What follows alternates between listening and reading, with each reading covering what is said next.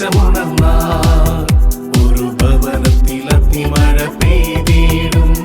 പരിശുദ്ധാത്മാവേ കൃപ ചൊരിയണമേ, പരിശുദ്ധാത്മാവേ ശക്തി പകരണമേ.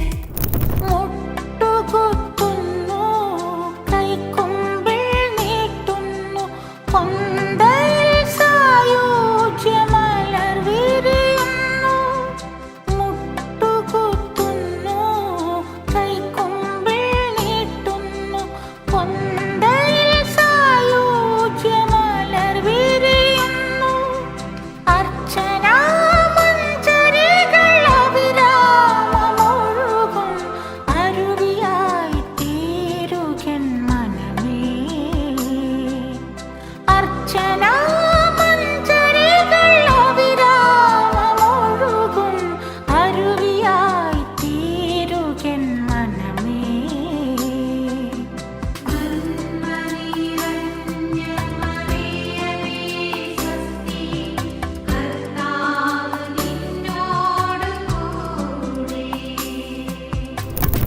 എൻ്റെ പ്രിയരെ, രണ്ട് കരങ്ങളും നെഞ്ചോട് ചേർത്ത് കണ്ണുകളടച്ച് പരിശുദ്ധാത്മാവേ പരിശുദ്ധാത്മാവേ എന്ന് ദാഹത്തോടെ ഇങ്ങനെ ഉള്ളിൻ്റെ ഉള്ളിൽ അതിങ്ങനെ പറഞ്ഞ് പറഞ്ഞ് പറഞ്ഞ് പ്രാർത്ഥിച്ചേ. പരിശുദ്ധാത്മാവേ പരിശുദ്ധാത്മാവേ പരിശുദ്ധാത്മാവേ. നമ്മളതിങ്ങനെ പറയുമ്പോൾ തന്നെ ആത്മീയമായിട്ടുള്ള അഭിഷേകം നമ്മുടെ ഉള്ളിൽ അതിങ്ങനെ ജ്വലിക്കും. അതുകൊണ്ട് എല്ലാവരും ഈ ശുശ്രൂഷയിൽ പങ്കെടുക്കാൻ വന്നിരിക്കുന്ന എൻ്റെ പ്രിയപ്പെട്ട ദൈവജനമേ, നിങ്ങൾ ആര് തന്നെയാണെങ്കിലും, നിങ്ങളുടെ ജീവിത അവസ്ഥ അതെന്തു തന്നെയാണെങ്കിലും, ദാ ആവർത്തിച്ച് പരിശുദ്ധാത്മാവേ എന്ന് വിളിച്ച് പ്രാർത്ഥിക്കുക. നമ്മളിങ്ങനെ പ്രാർത്ഥിച്ചുകൊണ്ട് നിൽക്കുമ്പോൾ നമ്മുടെ ശരീരത്തിൽ രോഗപീഠകളുണ്ടെങ്കിൽ പരിശുദ്ധാത്മാവ് രോഗഗ്രസ്തമായ ശരീരഭാഗങ്ങളിലേക്ക് അത്ഭുതകരമായ ശക്തി വെളിപ്പെടുത്തും. അത് വ്യാപരിക്കും. പരിശുദ്ധാത്മാവ് കടന്നു വരുന്ന സ്ഥലങ്ങളിൽ അതിശക്തമായ രോഗസൗഖ്യം സംഭവിക്കും. അതുകൊണ്ട് ഇപ്പോൾ ഓൺലൈൻ ശുശ്രൂഷയിൽ പങ്കെടുക്കുന്നവരെ, നിങ്ങൾ എവിടെയാണെങ്കിലും ദാ രണ്ട് കരങ്ങൾ നെഞ്ചോട് ചേർത്ത് പരിശുദ്ധാത്മാവേ പരിശുദ്ധാത്മാവേ പരിശുദ്ധാത്മാവേ എന്നിങ്ങനെ ആ പരിശുദ്ധാത്മാവിൻ്റെ പേര് പറഞ്ഞ് പ്രാർത്ഥിക്കുക. പരിശുദ്ധാത്മാവ് ഒരു വ്യക്തിയാണ്. പരിശുദ്ധാത്മാവേ എന്ന് നമ്മൾ വിളിക്കുമ്പോൾ, സ്നേഹത്തോടെ നമ്മൾ വിളിക്കുമ്പോൾ, ബഹുമാനത്തോടെ നമ്മൾ വിളിക്കുമ്പോൾ പരിശുദ്ധാത്മാവ് നമ്മുടെ മേൽ അതിശക്തമായിട്ട് വ്യാപരിക്കും. യേശുവേ എന്ന് വിളിക്കുന്നത് പോലെ തന്നെ വിളിക്കുവാൻ സ്വർഗം നമുക്ക് നൽകിയ പേരാണ് പരിശുദ്ധാത്മാവ്. പരിശുദ്ധാത്മാവ് പരിശുദ്ധാത്മാവ്. Holy spirit, holy spirit, oh holy spirit, come stay within me. Oh holy spirit, take control upon my life. Oh holy spirit, stay within me. പരിശുദ്ധാത്മാവേ പരിശുദ്ധാത്മാവേ, എൻ്റെ ശരീരത്തിൻ്റെ നിയന്ത്രണം ഏറ്റെടുക്കണമേ. ഒരുപക്ഷെ നിങ്ങളുടെ ശരീരത്തിൽ ചില പാപമേഖലകൾ നിങ്ങൾക്ക് നിയന്ത്രിക്കാൻ പറ്റാത്ത വണ്ണം ശരീരത്തിലുണ്ടെങ്കിൽ അത് പരിശുദ്ധാത്മാവിന് കൊടുത്തേ.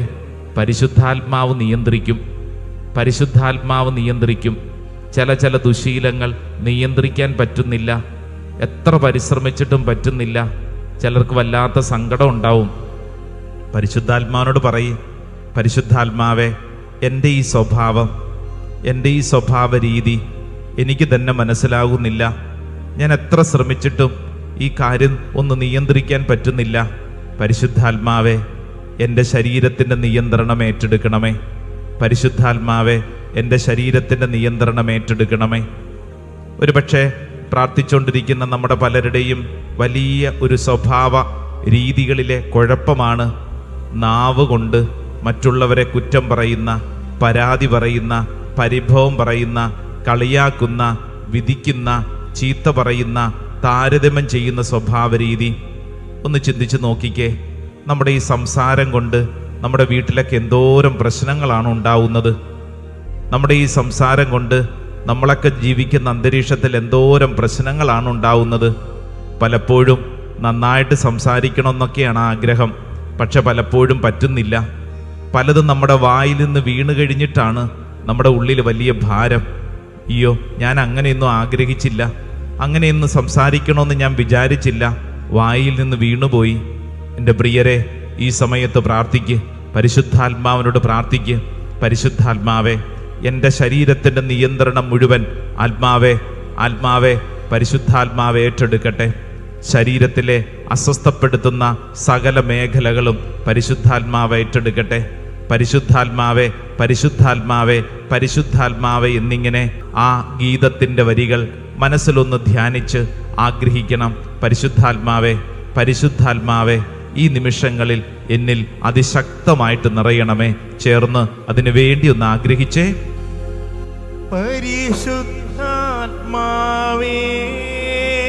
എന്നിൽ നിറയണമേ, എന്നിൽ നിറയണമേ, നിറഞ്ഞു കവിയണമേ, നിറഞ്ഞു കവിയണമേ, കവിഞ്ഞൊഴുകണമേ. പരിശുദ്ധാത്മാവേ, കവിഞ്ഞൊഴുകണമേ. എല്ലാവരും ആഗ്രഹിച്ച് പ്രാർത്ഥിച്ച് പാടിക്കേ. പരിശുദ്ധാത്മാവേ എന്നിൽ നിറയണമേ, എന്നിൽ നിറയണമേ, നിറഞ്ഞു കവിയണമേ, നിറഞ്ഞു കവിയണമേ, കവിഞ്ഞൊഴുകണമേ. കവിഞ്ഞൊഴുകണമേ. യേശുവേ നന്ദി, യേശുവേ സ്തുതി, യേശുവേ ആരാധന, യേശുവേ ആരാധന. Hallelujah, hallelujah, hallelujah, hallelujah. ജീവിതത്തിൽ ആരുടെയെങ്കിലും മരണം നേരിട്ട് കണ്ടിട്ടുള്ളവരുണ്ടെങ്കിൽ കൈവക്കാം.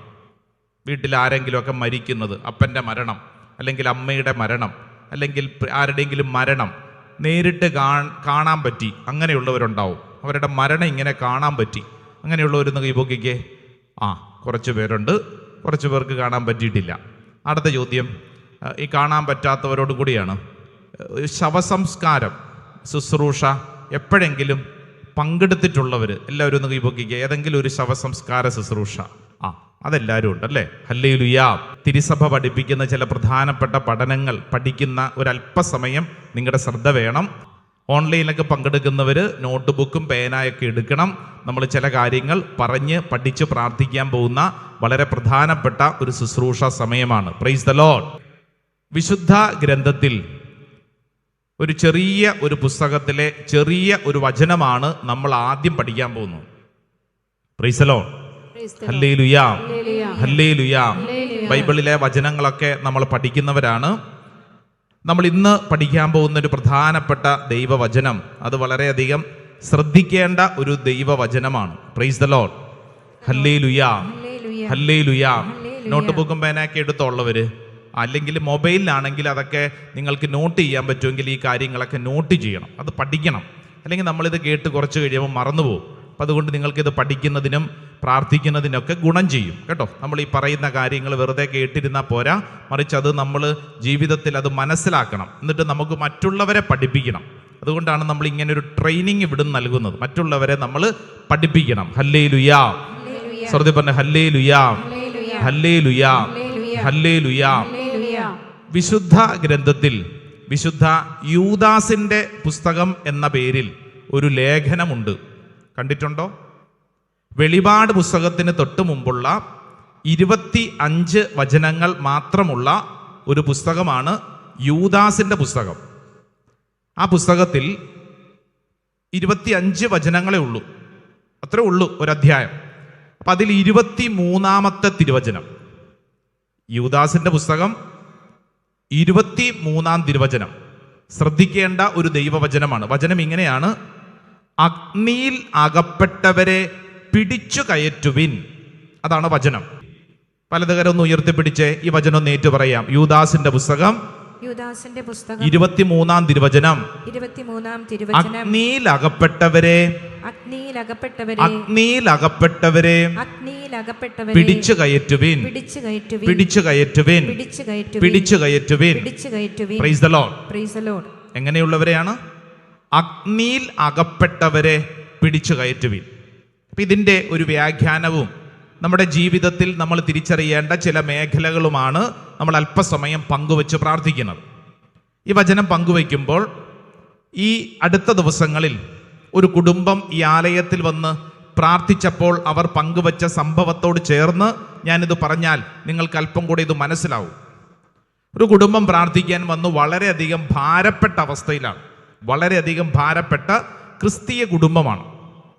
ഇവരുടെ ഭാരം എന്താന്ന് വെച്ച് കഴിഞ്ഞാൽ, ഇവരുടെ വീടിനോട് ചേർന്നുള്ള വീട്ടിലെ ഒരംഗം, അത് മറ്റൊരു മതത്തിൽപ്പെട്ട ഒരു കുടുംബമാണ്. ആ വീട്ടിലെ ഒരംഗം കുറച്ച് നാളുകൾക്ക് മുമ്പ്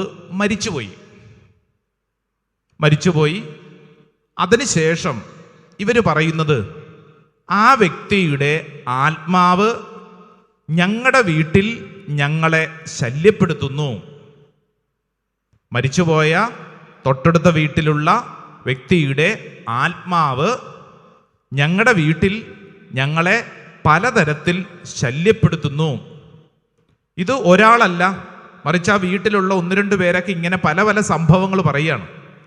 അപ്പോൾ കുടുംബനാഥ പറയാണ്, അച്ഛാ രാത്രിയിൽ അടുക്കള സൈഡിൽ ആ വ്യക്തി വന്ന് നിൽക്കുന്നത് കണ്ടു.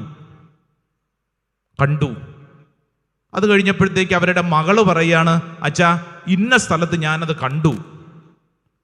അപ്പം ഇങ്ങനെ ഇവര് പറയുന്നൊരു കാര്യം, മരിച്ചുപോയ ഒരു ആത്മാവ് ഈ വീട്ടുകാരെ ശല്യപ്പെടുത്തുന്നു. ഇതൊരൊറ്റപ്പെട്ട സംഭവമല്ല. ഒരുപക്ഷെ നിങ്ങൾ ജീവിക്കുന്ന നിങ്ങളുടെ പശ്ചാത്തലത്തിലും ഇത്തരത്തിലുള്ള അനേക സംഭവങ്ങൾ ഒരുപക്ഷെ നിങ്ങൾക്കുണ്ടാവും. നിങ്ങളുടെ വീട്ടിൽ നിങ്ങൾക്ക് തോന്നും, മരിച്ചുപോയ ആത്മാക്കൾ ഈ വീട്ടിൽ ഇപ്പോഴും ഉണ്ടച്ച, ഈ വീട്ടിലൊക്കെ ഇടയ്ക്കിടയ്ക്ക് പ്രത്യക്ഷപ്പെടുന്നു. ഇങ്ങനെയുള്ള ചില ചിന്തകളും ചില കഥകളും ഉപകഥകളും ഒക്കെ നമ്മുടെയൊക്കെ വീട്ടിലുണ്ടാവും. അതിൻ്റെ ഭാഗമായിട്ട് ഭാരപ്പെട്ട് കഴിയുന്ന കുറേ കുടുംബങ്ങളുണ്ട്. സ്വസ്ഥതയില്ലാതെ കഴിയുന്ന കുടുംബങ്ങളുണ്ട്. സ്വസ്ഥതയില്ല. ഇപ്പം ഞാൻ പറഞ്ഞ കുടുംബം തന്നെ സ്വസ്ഥതയില്ല. കാരണം ഇവർ പറയുന്നത്, അങ്ങനെയൊക്കെ ചില കാര്യങ്ങൾ നടക്കുന്നത് കൊണ്ട് ഞങ്ങളുടെ വീട്ടിൽ മൊത്തം ഡിസോർഡറാണ്, ഞങ്ങളുടെ വീട്ടിൽ ഐശ്വര്യമില്ല, ഞങ്ങളുടെ വീട്ടിൽ കലഹമാണ്, പ്രശ്നമാണ്, ഭാരമാണ്, ഇങ്ങനെ പലതും പറയും. ഒരുപക്ഷെ ചില സ്ഥലങ്ങളോട് ബന്ധപ്പെട്ട് നമ്മൾ അങ്ങനെ പറയും.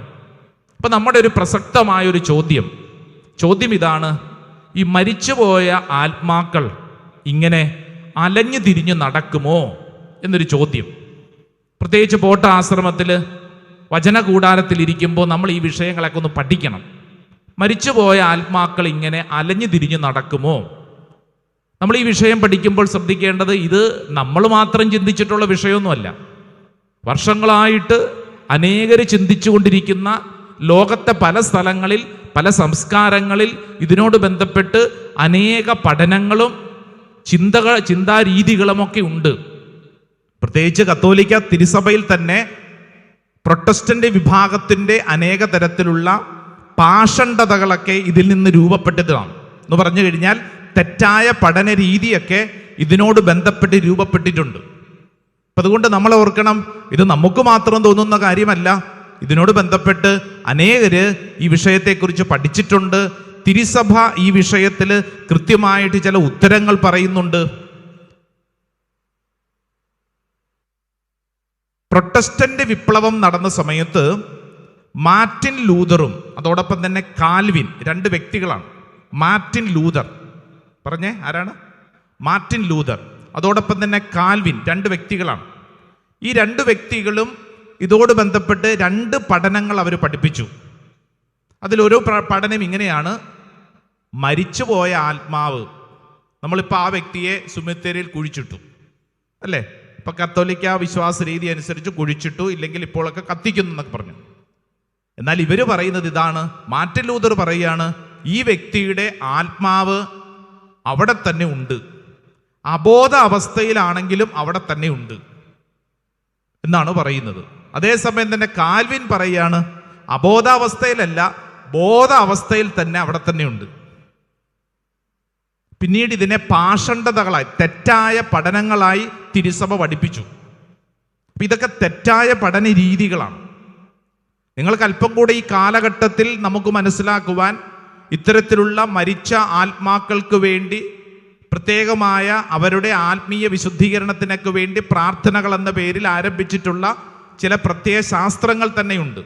ഒരുപക്ഷെ നിങ്ങൾ കേട്ടിട്ടുണ്ടാവും, ഇമ്മാനുവൽ എംബറർ എന്ന് പറയുന്നൊരു കൂട്ടായ്മ അല്ലേ, സ്പിരിറ്റ് ഇൻ ജീസസ് എന്ന് പറയുന്നൊരു കൂട്ടായ്മ, ഇല്ലെങ്കിൽ അപ്പർ റൂം എന്ന് പറയുന്നൊരു കൂട്ടായ്മ, ഇങ്ങനെയൊക്കെയുള്ള ചില കൂട്ടായ്മകളുണ്ട്. ഒരുപക്ഷെ നിങ്ങളുടെയൊക്കെ കുടുംബങ്ങളിലും നിങ്ങൾക്ക് പ്രിയപ്പെട്ടവരുമൊക്കെ ഇങ്ങനെയുള്ള ചില കൂട്ടായ്മകളിലൊക്കെ പോവുകയും അവരതിൽ വിശ്വസിക്കുകയും അതാണ് ശരിയെന്ന് അവരിങ്ങനെ പ്രഘോഷിക്കുകയും ചെയ്യുന്നുണ്ടാവും. ഇങ്ങനെയൊക്കെ സംഭവിക്കുമ്പോൾ നമ്മുടെ ഉള്ളിലുള്ളൊരു ചോദ്യം, എന്താണ് കത്തോലിക്ക തിരുസഭ ഈ വിഷയത്തെക്കുറിച്ച് പഠിപ്പിക്കുന്നത്? Price the Lord. ശ്രദ്ധ പറഞ്ഞ ഹല്ലേലൂയ, ഹല്ലേലൂയ, ഹല്ലേലൂയ, ഹല്ലേലൂയ.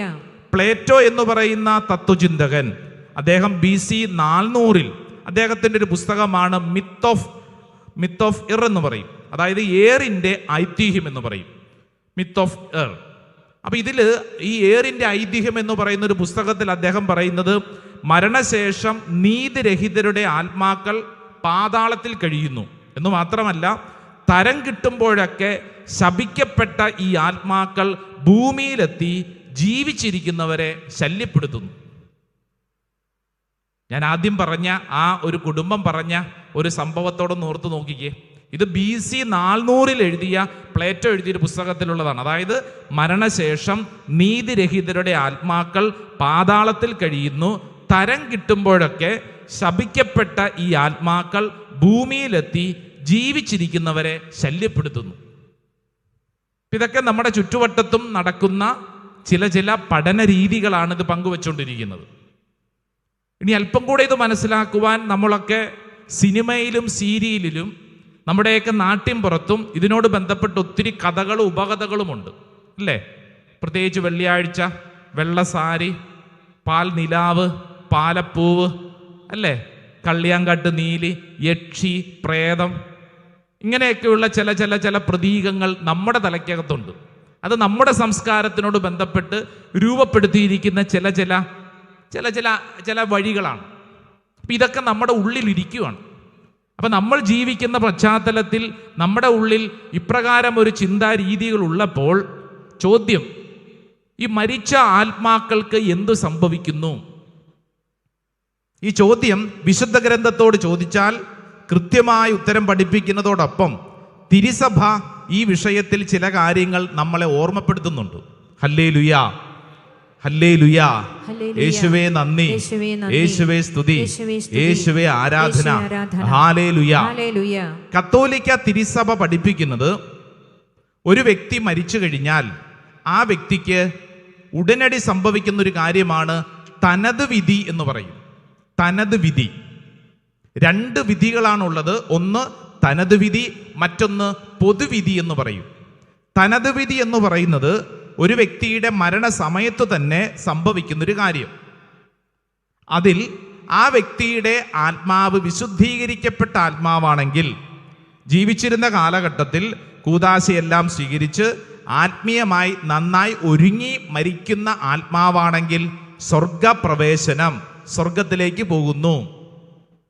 ഇനി ആ വ്യക്തി ഒരു കാരണവശാലും ശുദ്ധീകരിക്കപ്പെടാൻ തയ്യാറാകാതെ ബോധപൂർവം തന്നെ പാപപ്രവർത്തികളിൽ തുടർന്ന് ഒരു ഒരുക്കവും കൂടാതെ തിന്മയുടെ അന്തരീക്ഷത്തിൽ ഇരുട്ടിലാണ് ആ വ്യക്തി മരിക്കുന്നതെങ്കിൽ നരകത്തിലേക്ക് പോകുന്നു, നിത്യാഗ്നിയിലേക്ക് പോകുന്നു.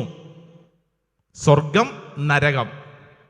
ഇതിനോട് ചേർന്നുള്ള മറ്റൊരു മേഖലയാണ് ശുദ്ധീകരണ സ്ഥലം എന്ന് പറയുന്നത്, പർഗറ്ററി. ശുദ്ധീകരണ സ്ഥലം പറഞ്ഞേ, ശുദ്ധീകരണ സ്ഥലം. നമ്മൾ ഈ ശുദ്ധീകരണ സ്ഥലം എന്ന് പറയുമ്പോൾ ശ്രദ്ധിക്കേണ്ട ഒരു കാര്യം, തൃശ്ശൂർ, എറണാകുളം, ചാലക്കുടി എന്നൊക്കെ പറയുന്നത് പോലെ ഒരു സ്ഥലമല്ല ഇത്. നമുക്കിപ്പോൾ ഉദാഹരണത്തിന് തൃശ്ശൂർ എന്ന ഒരു സ്ഥലം നമ്മൾ ചൂണ്ടിക്കാണിച്ചിട്ട് പറയും ഇതാണ് തൃശ്ശൂർ, ഇതാണ് കൊച്ചി, ഇതാണ് ചാലക്കുടി എന്ന് നമുക്ക് പറഞ്ഞു കാണിക്കാൻ പറ്റും.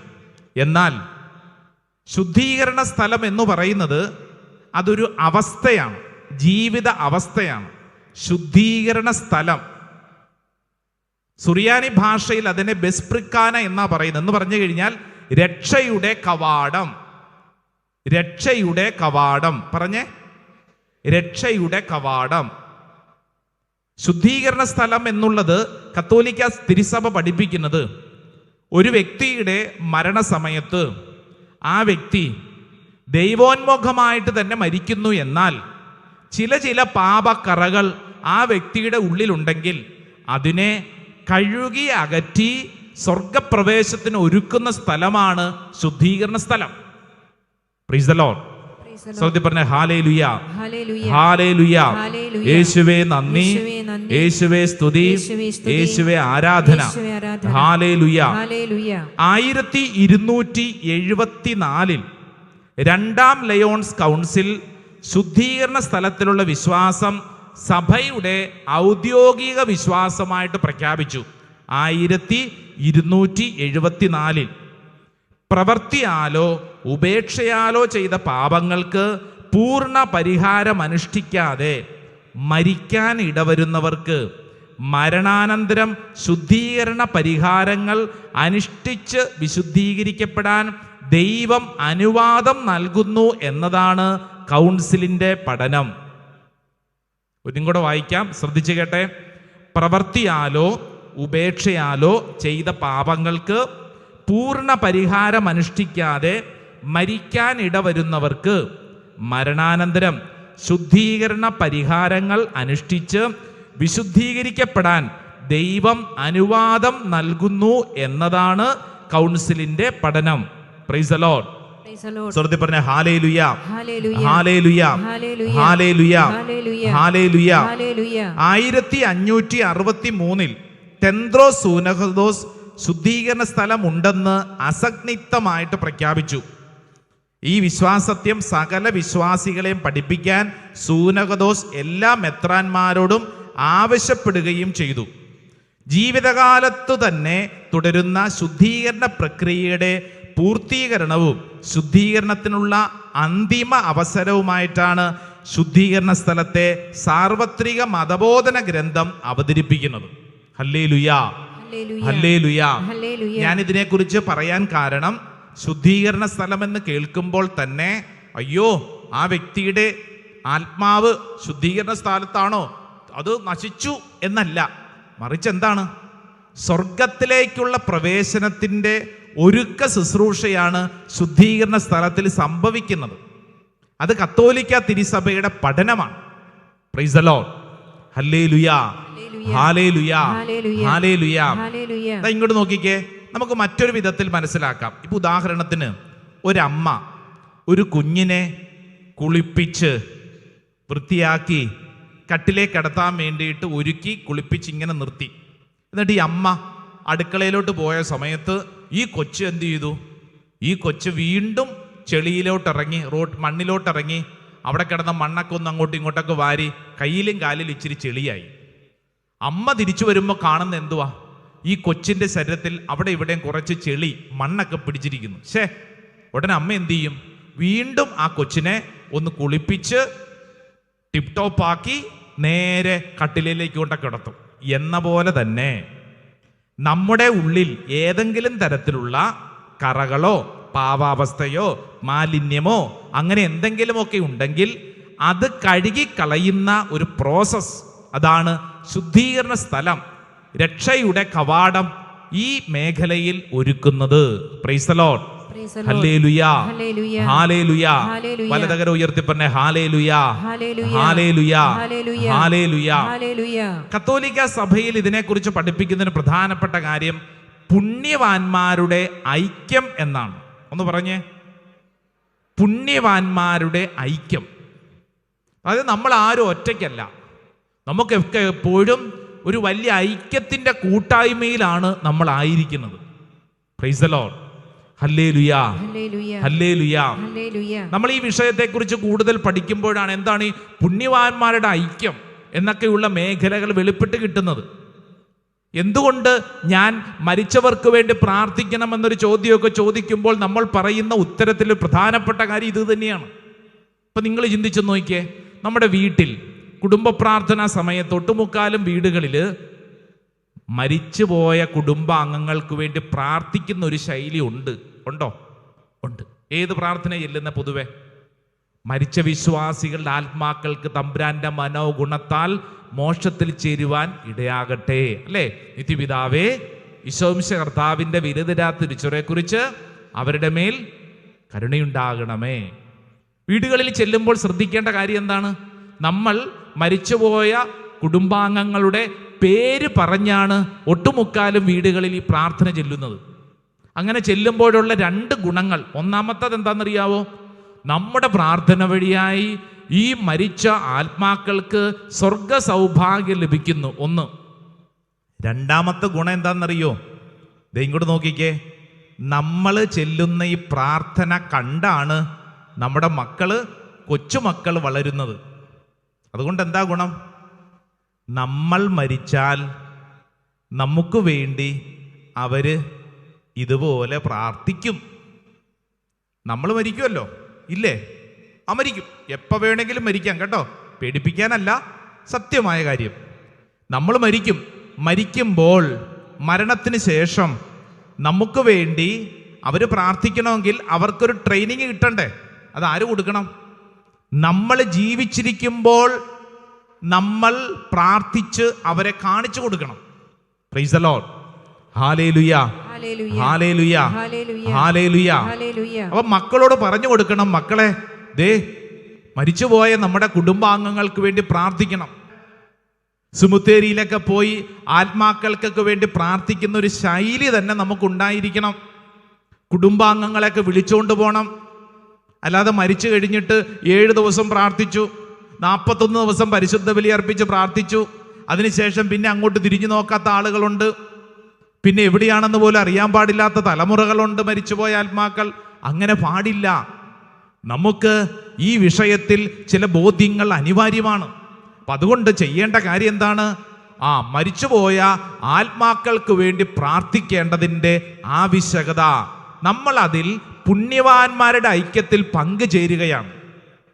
മരിച്ചുപോയ ആത്മാക്കൾക്ക് വേണ്ടി പ്രാർത്ഥിക്കുമ്പോൾ നമ്മൾ ചെയ്യുന്ന വലിയൊരു പ്രവൃത്തിയാണ്, അവരുടെ ഐക്യത്തിൽ നമ്മൾ പങ്കുചേരുകയാണ്. അതുവഴി അടുത്ത തലമുറയും അനുഗ്രഹിക്കപ്പെടുകയാണ്. ഹല്ലേലൂയാ.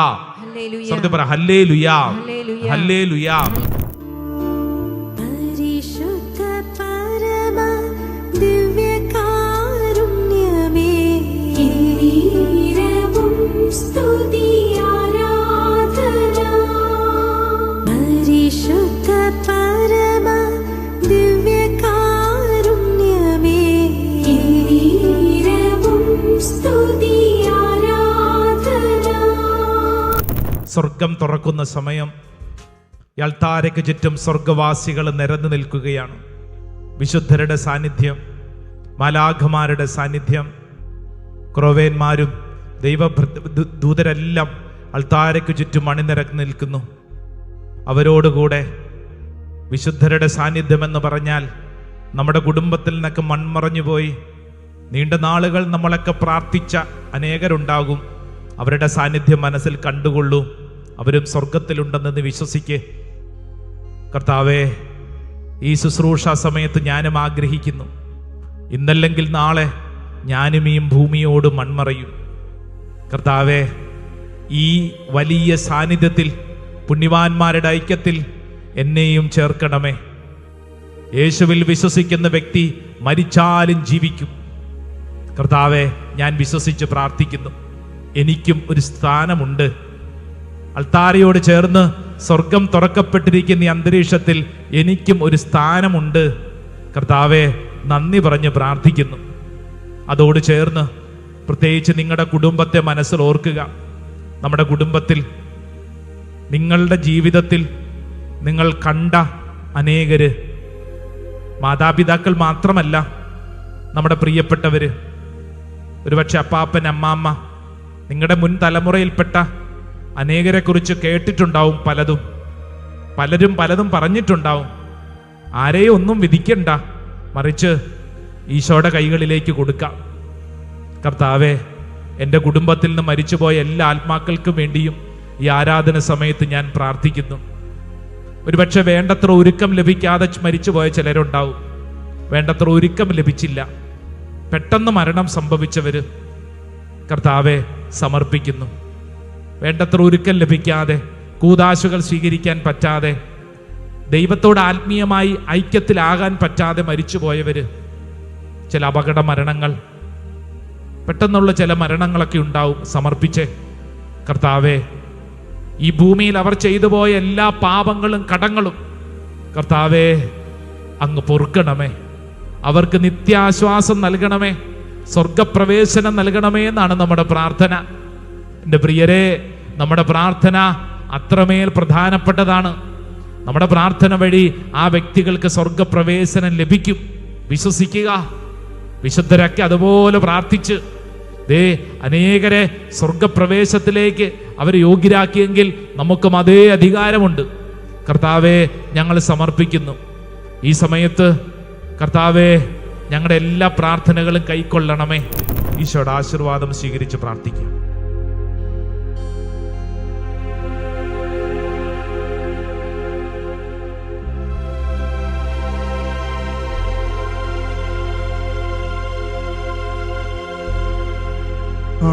ആരാധന ആരാധന യേശുവേ ആരാധന